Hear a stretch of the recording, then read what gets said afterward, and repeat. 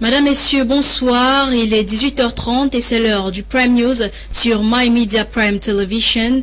Et en ouverture de ce journal, l'ancien chef suprême du peuple Bafo, le regretté sénateur Fon Victor Moukete, décédé en avril 2021, a été élevé à titre posthume au rang de commandant de la dignité de l'ordre et de la valeur du Cameroun. C'était lors d'une cérémonie spéciale qui s'est tenue plus tôt ce jour au Palais des Congrès de Yaoundé, cérémonie lors de laquelle ses collègues et dignitaires du gouvernement lui rendaient un dernier et vibrant hommage. La multiplication des plateformes numériques et des monnaies numériques oblige les ingénieurs sociaux à penser de manière impérieuse des procédures de réglementation. C'est dans ce sens qu'une conférence de presse a été organisée par Digital Frontier Institute of Central Africa here à Douala. Dolingonde y était son reportage. With the ever-growing need of digitalizing and materializing the public service, as well as that of participating in the transformation of digital services into institutions such as banks, plus the need to bridge the gap between banking and digital financial services, this and many more have been the focal points of discussion during this press conference organized by the Digital Frontiers Institute in association with the Fletcher School in prelude to the graduation ceremony certificate in digital money scheduled to take place in Yaoundé come June the 1st, 2021, under the theme Digital Finance in Central Africa, Assessment, Stakes and the Way Forward. But what is digital finance all about? Digital finance is around bringing in new technology to help basically people access finance. If students from Cameroon take our courses, or when they take our courses, they will be positioned to become experts. Given that the year 2021 marks the 20th anniversary of the use of mobile telephones in Cameroon and also the 10th anniversary since the introduction of mobile money services, this is how this institution comes into play. They have organized an infrastructure in such a way that those who have been trained in Cameroon, in Central Africa, meet on the field because we have to strategize to help our own environment being transformed to be able to respond to the need of what the digitalization is bringing. Talking about the advantages of digital finance, Carlos Wafo says, digital finance helps government institutions to have a good interoperable platform between the different stakeholders, between banks, between telcos, and also between the government. It helps the government to improve the collection of tax. We have transparencies. When transaction is done online, we can easily follow step by step, end to end, where the money starts and where the money goes and what happened around the land. With a portfolio of 20 online courses, it is hoped that if many Cameroonian youths are trained, some major economic crisis will be averted, leading to the alleviation of poverty, not only in the country, but across the Central African region, as well as the world at large. Mouvement d'humeur au marché central hier à Douala. Près d'une vingtaine de personnes ont été blessées et arrêtées. À l'origine, des commerçants du marché central jusqu'en Kouloulou se sont opposés à une opération de déguerpissement organisée par la mairie de Douala 2e, estimant qu'ils payent des taxes, soit 100 000 francs CFA par an pour vendre sur ces espaces. Le récit de Fond Quinta. Traders being tear-gassed with anti-round vehicles spraying water on business persons at the Central Market in Douala 2 subdivision, Livora region of Cameroon.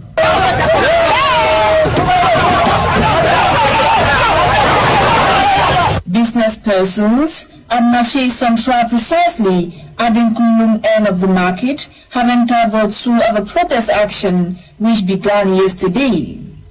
The business persons are protesting against a decision by the Douala 2 Council urging them to pay the sum of 100,000 francs CFA in order to be offered space to display their goods. We cannot pay for a square meter at 100,000 francs, a situation described by these traders as ironical, owing to the fact that the same council agent demolishing the makeshift structures asked them to pay for spaces. The protest at Nkululum end of the market and Thursday too, with police still using tear gas and anti-riot vehicles to disperse traders. Some shops have remained closed today Thursday as security forces and agents of the Douala II Council have again stormed the market with caterpillars to continue with the demolition exercise. The protest, which began Wednesday, May 26, has left several persons injured and others arrested as they attempted resisting. The disgruntled traders today mounted roadblocks while agents of the Douala Council ferried away what was left of the makeshift structures earlier destroyed.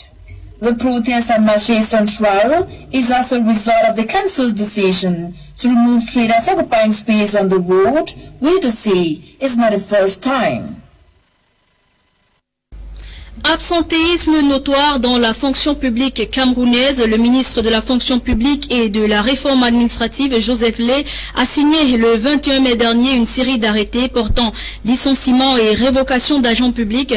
493 personnels relevant du Code du travail ont ainsi subi le courroux du MINFOPRA. Ces sanctions font suite aux multiples rappels à l'ordre du ministre invitant ces derniers à se conformer. Sur les 8766 agents indexés, seuls 601 ont daigné déférer aux convocations du Conseil permanent de discipline de la fonction publique. Je vous propose à présent de suivre cet extrait du ministre de la fonction publique, Joseph Lay. 239 fonctionnaires mis en cause ont été traduits devant le Conseil permanent de discipline de la fonction publique depuis le 25 juin 2020. 246 dossiers des agents de l'État relevant du Code du travail ont été examinés au sein des unités opérationnelles créées à cet effet.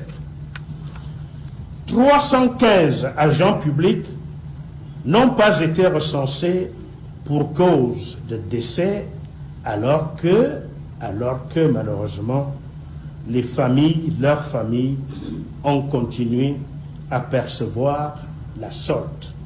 Au total, 7622 agents publics sont demeurés en position d'abandon de poste et n'ont pas cru devoir répondre à nos multiples mises en demeure. Ils sont ipso facto à radier des effectifs de la fonction publique camerounaise. Voilà, c'était donc là le ministre de la fonction publique, Joseph Lay. Scène d'horreur en Koteng, dans le département de la Sanaga maritime, région du centre. La jeune Francine Ga, âgée de 8 ans, a été retrouvée morte et mutilée au lieu dit Kananga. Récemment, la fillette était recherchée par sa famille, dont son grand-père maternel chez qui elle résidait. Selon les sources, la petite était allée puiser de l'eau lorsqu'elle a été kidnappée, violée, assassinée et son cœur retiré. Pour l'heure, le papa et un suspect ont été saisis pour des investigations. Comment créer son branding et bâtir une meilleure e-reputation? C'était la thématique de la 4e édition de Impact Talk qui s'est déroulée hier 26 mai à Bonanjo, une initiative de Go Ahead Africa dont le fondateur est Roland Kwemen. Je vous propose de suivre ce reportage de Gladys Pomotonguina. La 4e édition de la saison 3 des Impact Talk, organisée par le cabinet de leadership Go Ahead Africa, s'est tenue mercredi 26 mai 2021 à Bonanjo, Douala, sur la thématique « Comment créer son personal branding et bâtir une meilleure e-réputation ». L'invité principal de la dite session, M. Abaka Mahamat, directeur général de BGFI Bank Cameroun, faire le tour sur ce qui s'y est dit. Je pense que le résumé de la conférence, c'est qu'on a tous appris avec les enseignements du coach Roland comment aujourd'hui il faut développer sa personnalité, comment il faut entretenir son image avec le développement des réseaux sociaux, qui font en sorte qu'aujourd'hui on est dominé par ces réseaux sociaux-là. Donc il faut pouvoir se tenir sur ces réseaux sociaux-là pour que nos produits nos sociétés et nous-mêmes puissions encore mieux se vendre sur les réseaux sociaux, qu'on prenne les réseaux sociaux comme un outil de développement, pas comme un outil de délation ou bien comme un outil de dégradation de nous-mêmes et de nos entreprises. Par ailleurs, le coach Roland Kwemen, après avoir édifié son éditorium sur comment construire son personal branding, a tenu à donner le bien fondé d'une telle formation dans ce monde de plus en plus numérique. Le digital, le numérique est incontournable aujourd'hui. Il faut faire attention comment l'utiliser. C'est un allié, mais si c'est mal utilisé, si ce n'est pas maîtrisé, ça peut devenir une menace. Donc voilà la justification de cette thématique sur le personal branding et comment bâtir une meilleure réputation. Au sortir de là, la satisfaction était à son comble pour les différents participants. Participer à cette formation qui est très impressionnante parce que j'ai rencontré Roland à plusieurs reprises. Malheureusement, je n'ai jamais eu le temps de participer et je pense que le e-branding, c'est quelque chose de très important à l'ère de la digitalisation. C'était super enrichissant de rencontrer des leaders africains qui travaillent aussi à aider d'autres leaders africains à devenir meilleurs. Donc c'est définitivement une bonne expérience pour moi. La prochaine session est donc prévue pour le 30 juin 2021. Vaccin contre le Covid-19 à l'est du pays, lancé depuis avril 2021. La courbe de vaccination de ce côté-là reste plate. Pour cause, les populations de Bertois tardent encore à se faire vacciner. Notre reporter Jean Didier dans ce reportage. Lancé il y a bientôt 2 mois, la vaccination contre le Covid-19 tarde à prendre ses marques dans la région de l'Est. Avec plusieurs points de vaccination, donc les ICI de santé et les hôpitaux de référence, en plus des équipes mobiles qui sillonnent les différents quartiers des villes, la mayonnaise ne passe pas encore ici. Tenez par exemple, au centre de vaccination point focal régional du programme élargi de vaccination, seulement 151 personnes vaccinées, dont 35 expatriés chinois. Déjà, la vaccination Covid au poste accrédité CVI de Bertois se déroule parfaitement bien. Déjà depuis le 15 avril que nous avons démarré la vaccination au CVI de Bertois, les Camerounais adhèrent assez aisément à ces vaccins. Et le vaccin vraiment le plus sollicité est le Sinopharm, qui est un vaccin doté par les Chinois. Et jusqu'à ce jour, depuis le 15 avril au 26 mai 2021 que nous sommes, la vaccination se passe très bien parce qu'à ce jour, nous sommes à 151 personnes vaccinées et jusqu'ici, nous n'avons pas enregistré de cas de MAPI ou alors une réaction allergique au vaccin. À l'hôpital régional, autre point de vaccination, moins de 40% du personnel sanitaire se sont acquittés de la vaccination. Ceci peut s'expliquer par le taux de contamination élevé des personnels de santé. En gros, ce sont déjà plus de 3000 personnes vaccinées dans la région de l'Est, qui a reçu 8400 doses de vaccins Sinopharm et 17 000 doses de vaccins AstraZeneca. À ce jour, la vaccination, il faut préciser, elle est volontaire. Elle est volontaire et elle n'est pas obligatoire. Donc nous sensibilisons maintenant les uns et les autres à pouvoir adhérer. Quelques chiffres, quelques résultats de la vaccination dans notre région. Il faut dire que nous avons au total vacciné 3244 personnes qui ont reçu au moins la première dose. Parmi ces personnes que nous avons vaccinées, 957 personnels de santé se sont prêtés à l'exercice. Bien que gratuite et disponible pour les plus de 18 ans, les populations de l'Est préfèrent l'observance des mesures barrières, contrairement à la vaccination, qui, néanmoins, fait son bon nombre de chemins au sein d'une population encore sous le choc de la pandémie, qui a causé d'énormes dégâts économiques dans une région déjà appauvrie. 31 ans, c'est le nombre d'années d'existence du Social Democratic Front depuis hier 26 mai à Bamenda, la ville de naissance du parti de l'opposition camerounaise le 26 mai 1990 par Nin John Fundi. Les militants ont juré demeurer des défenseurs de la justice et de la démocratie. Charles Kebois dans ce reportage. Officials of the Social Democratic Front, the SDF party in the Northwest region, says the party still maintains an unbeatable record as the only opposition party that has fought for major reforms in Cameroon. The Social Democratic Front, the SDF, at 31, created May 26, 1990 in Bamenda. As the 31st anniversary of the party unfolds, die-hard militants have vowed to continue advocating for social justice and democracy. The SDF party has been doing its best in order to crack down corruption in Cameroon. We all know how rigid and corrupt the system has been. 31 years, if you go to most of the prisons, you will see that most of the former ministers have been jailed, and it is thanks to the SDF.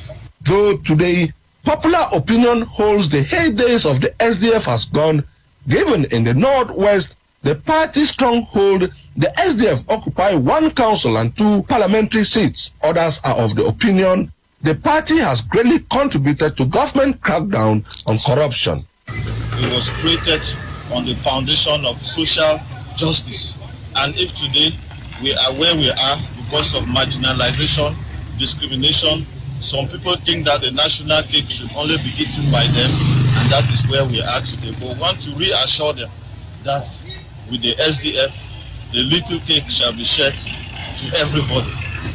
Though other critics point to the fact that the SDF party's Article 8.2 dismissal of key persons had done harm than good, strategies of boycott, and the party purported whining and dining with the government, with the ongoing socio-political crisis in the 2 Anglophone regions, is said to have crippled the SDF. I would say the crisis has really affected the SDF because it is an armed conflict.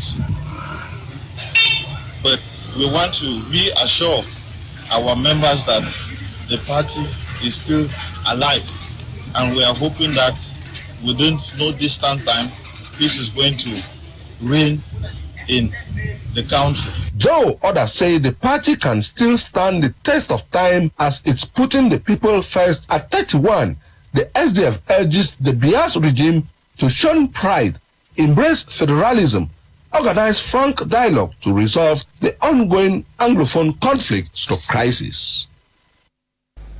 Je vous l'annonçais tantôt hier, les habitants de Upper Muya, c'est à Boya dans le sud-ouest, ont désormais un chef. Chief Edward Molingue a été présenté hier 26 mai à l'administration et à la population de Upper Muya en tant que nouveau chef en remplacement du regretté Chief Dr. David Molingue décédé en février 2018. Regan Moki dans ce reportage.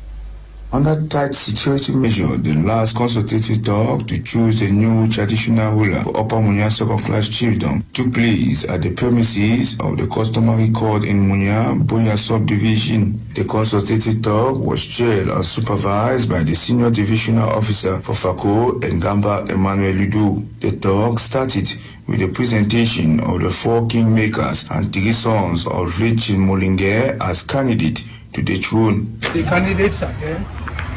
It is the job of the kingmakers to go ahead. Not in chieftaincy matters, we don't vote. We select. The kingmakers should go out, talk with the royal family, and bring us a chief here. Simple. That's the work of the tradition. It ends. The royal family and kingsmen were given 10 minutes by the senior divisional officer for Fako to deliberate and present a new chief to the administration and the population of Upper Munya. After 7 minutes 38 seconds deliberation by the royal family and kingmakers, Prince Nganje Edward Molingue was presented to the administration and the population of Upper Munya as a new traditional ruler for Upper Munya second-class chiefdom. Nganje Edward Molingue. Congratulations.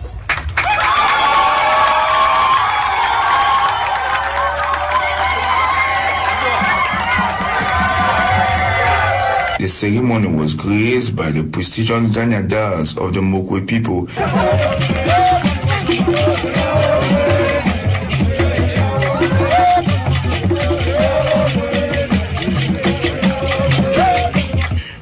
Elinge Jokepol called on the chosen chief to take advice from his elders, which will enable him lead his people in peace. I wish him God's blessings, but I am still advising him that he should obey the elders of the land. Prince Nganje Edward Molinge said, peace and unity is his watchword in bringing the people together. For me, what I think is peace is the most important thing. Unity is also important. Together we can always forge ahead to build a wonderful community. Being an upper Muna child or not an upper Muna child, being an indigene or a non-indigene, I would like to welcome everybody to the palace at any point in time to make them to understand that humans are one and we are ready to work together. It should be noted that the throne has been vacant since February 19, 2018, and Prince Nganje Edward Molinge is the third chief of the Molinge lineage. Le mois de mai, c'est le mois de la sensibilisation à la pré-éclampsie, une hypertension artérielle gravidique qui apparaît lors de la deuxième moitié de la grossesse. Cette campagne de sensibilisation vise donc à attirer l'attention sur cette maladie, également caractérisée par la présence des protéines dans les urines. Une maladie responsable de nombreux décès dans le monde, comme nous l'explique Bokengo Wadi dans ce reportage. Preeclampsia is a potentially dangerous and life-threatening pregnancy complication that can lead to severe and fatal complications for both mother and baby, usually after 20 weeks of pregnancy for women whose blood pressure had been abnormal. Preeclampsia is a disease or disorder that is unique to pregnancy. So we don't know the exact reason why it happens, but we do know that it's somehow related to the placenta.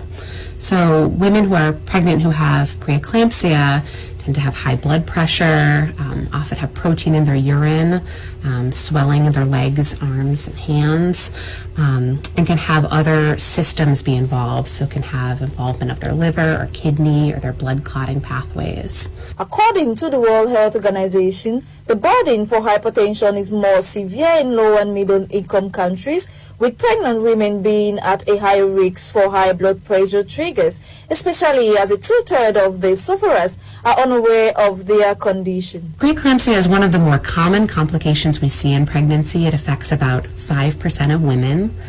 Some women are at more risk for developing preeclampsia in a pregnancy, so first-time moms have a higher incidence of preeclampsia, as well as older moms, heavier moms, moms carrying twins or triplets, as well as women who have underlying medical disorders. So women with chronic hypertension have an increased risk for preeclampsia, or women with underlying renal disease or kidney dysfunction, or lupus or other autoimmune disorders.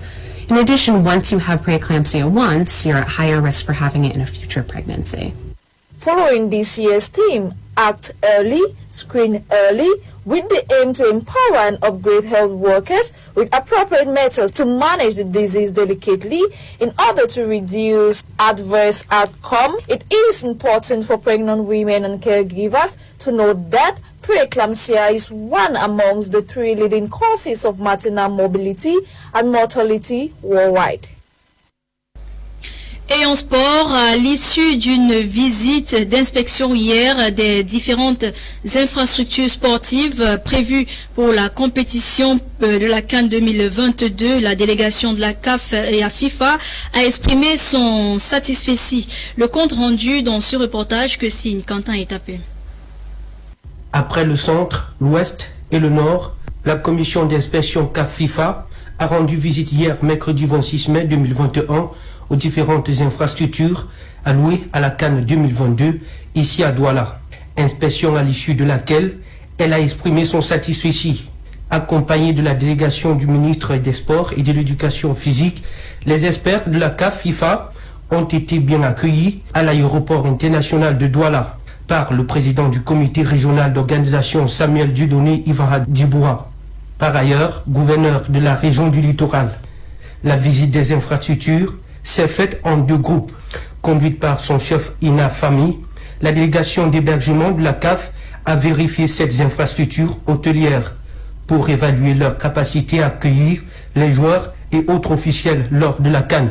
Ils sont passés du Best Western Plus Hotel, de l'hôtel Crystal, de l'hôtel Standard, de l'hôtel Onomo, de l'hôtel Ibis, de l'hôtel Sawa à l'hôtel La Falaise. L'objectif étant de vérifier chaque détail pour être assuré si ces hôtels répondent aux normes de la CAF FIFA. Accompagné du délégué régional du tourisme et de loisirs, Boadjak, et du secrétaire général du bureau du gouverneur du littoral, Aboubakari Aman Tuito, ils ont visité les chambres, les restaurants, les salles de conférence, le parking, le système de climatisation, le générateur, la connexion d'Internet, entre autres.